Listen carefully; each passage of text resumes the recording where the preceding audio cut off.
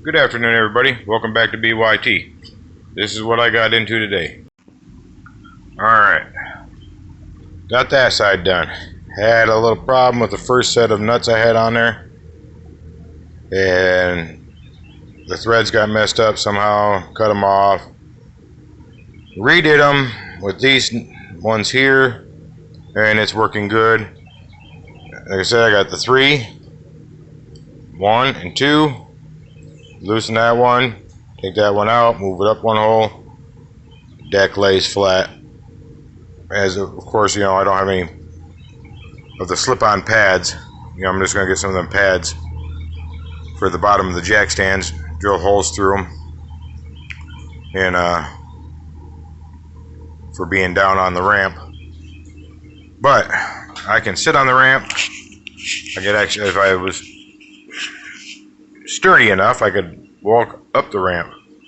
I've been sitting up there, I've been sitting over here, I've been sitting down here, and this thing is solid. I started greasing this.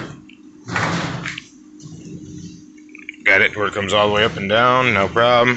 I'm using this for leverage, and it's nice and smooth. A little on the grindy side, but it's metal on metal. But what I did, I took the grease gun, I pulled the plunger out of this, put the grease gun nozzle down inside, and pumped it 3/4 of the way full of grease.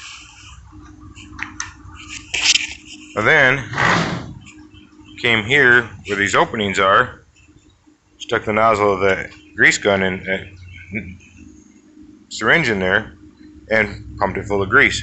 And I did all 3 sections.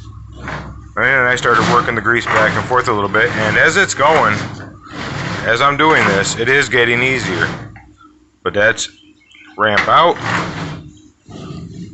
that's ramp down. Ramp out, ramp in. So, and I'm just doing that with a good sized crescent wrench. So imagine having a 6-foot long gate out here. Let me back up a little bit. Imagine having a 6-foot long gate coming out, come out to about here. So as you raise that up, that gate will just slowly pull itself in, and I think I'm gonna put rollers on the bottom, not dragging across the ground. It's gonna be slow. So depending on what I can do, I'm thinking about using boat rollers. I have, if I can find them, they're all over the place. There's the pin for one. Oh, there's 3 pins. I got these pins that go on a giant rubber roller. I have the brackets. I believe there was one down here. I might even have put it somewhere else. No, they're there. There's some. You have some, those aren't the roller brackets.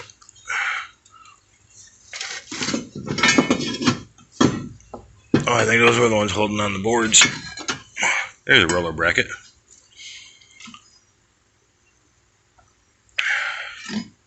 If I can find 3 more, if I didn't use them all, I can cut them down, put a roller on each corner, and so as it's being lifted, it's not dragging across the ground, it's just rolling, and then have the rollers, when this is closed, have the rollers come up into one of these open areas here. Just a thought. I want to keep that end of the ramp as close to the ground as possible. This is a 1x1 tubing, so I'll have a 1-inch drop. When I come up, I'll drop 1 inch and continue on into the bus. But I do not believe I will have a problem with anything bottoming out. I mean, shit, I could probably ride my lawnmower up this thing without my deck bottoming out. The trike has quite a bit of ground clearance on it. So I am getting there. I've been measuring it out. A 4x8 sheet of grading. I'll have to put another tube like this there, or a small piece of angle iron. You know, so the two pieces will meet. And then, ouch, clamp bit me. Down here at the bottom, I can make a 2-foot piece, because I will have another one of these over here and over here.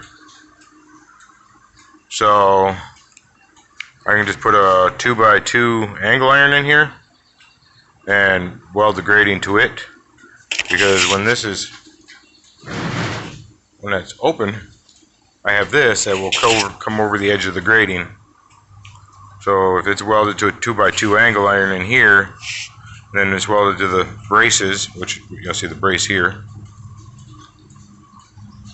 You know, and I will notch out for this, because I don't want this sitting on top of the grating, because I didn't measure for that. So the grating will just be notched out and welded across here, and then notched back out across. Over here on these stops, I can set the angle iron to compensate for the grating, so this will actually stop just shy of being on the grating. So that should protect that seam. Then I'll put the tube here, all the way across at the 4-foot mark, and maybe even a piece of 2x2 angle iron. Split the difference, so I got 1 inch on that side and 1 inch on this side of the line. So whatever is lighter, you know, like I said, the objective is to keep this gate as light as possible. Even though I will have a cable system to raise and lower it, the less strain on the cables, the better off I am. Now I can go bigger cable. You know, I am aware of that. Even on the crank itself, I can remove the cable that's on there currently, which, you know, it's pretty thin, but if I'm using 2 strands, see, them pulleys are big enough to compensate bigger cable. So I can go up size in cable, and I can even go with that cable that's coated. I can go with a coated cable. But you know, like I said, we'll have to wait and see. You know, I could actually just go buy another thing of winch cable, and use winch cable on it. You know, it's rated at 2,500 pounds. The winch cable is. There's the winch right there. Because I even thought of doing a pulley system, just using the winch, forward, reverse, and I may end up doing that. I just have to figure out how to do 2 cables on the same winch. You know, I know. Let's see. It's not on. It has a free spool option. Oh, there we go. It's only got 1 hole.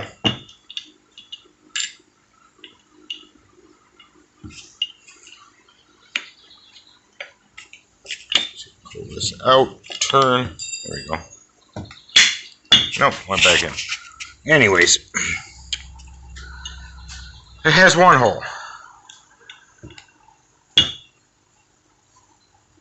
So, but I mean, you know, I could run the cable. I guess I could possibly drill another hole in it, pull this off. But that is one of my thoughts, because I mean, that's a pretty good size cable there. And it's meant for a winch. It has a winch hook on it. You know, I could buy another one of them and just go with that. I'd rather not have to rely on electricity or battery. Batteries go dead, they drain, they get old. Well, guess what? Then you're stuck. And if you free spool that sucker, that thing's going to drop like a rock. So that's why my thoughts are with the crank and hand crank system. Even though, yes, I want to get a cordless drill and make an adapter for the legs. I did find out today, looking at these things, this here, if I grind this weld off, this will come off.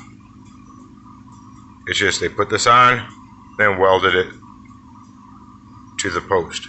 So I can remove this. I can take the same size nut that is here, which is 15/16, and weld it on the end, just like they did for the crank. And then I have one socket, fits everything. Put the socket on a cordless impact or a cordless drill with enough power to it. Or, back up, there's always what I've been putting it together with, the ratchet. So those are my ideas, and that's what I've been working on today. I didn't get as much accomplished as I wanted to, especially when I had problems with that stand over there, having to recut the welds off, recut the nuts off, and welding new ones back on, ensuring their proper fitment. You don't want bad threads, especially out on the road, and everything's got to work good and work good always. So there you have it. All right, everybody, if you like today's content, please like, share, subscribe, leave a comment down below, and whatever you're doing out there, be safe, have yourselves a great day, and we'll see you tomorrow.